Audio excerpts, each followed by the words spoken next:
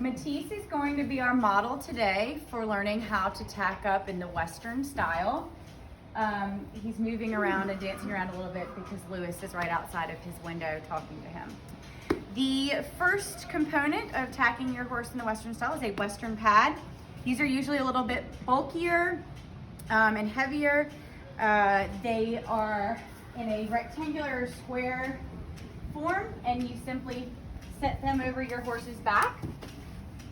This is a little bit of a longer pad for Matisse, whose back is a little bit shorter. So conformationally, whenever you're putting tack on a horse, you want to observe if it's going to fit properly or not. So I would not necessarily leave him in this pad, but for today's function of just showing you the steps, we'll leave it as is.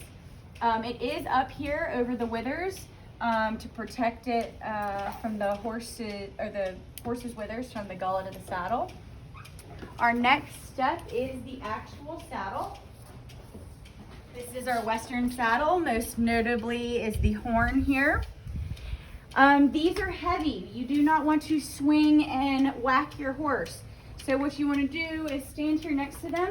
You can use a little leverage and momentum to come up and gently over. Fortunately, many of our saddles, this is actually one of the nicer ones that we have that is leather, but a lot of our Western saddles are synthetic. If you'll notice, I pull this pad up inside the gullet here to kind of pull the pressure off the horse's withers and mane. The pad is covering all the areas that it needs to. Lastly is our cinch. This is what keeps the saddle on the horse. We affix it to the off side first. So this is the billet on this side. We're gonna run it through, just as any prong goes into the hole. And then I often like to go ahead and loop my stirrup up here so I have a good view of what's going on. This is my latigo. I'm gonna release the latigo. I'm gonna reach under gently for the girth. I'm gonna run the latigo through twice, and it goes back through the D-rigging up here and through again.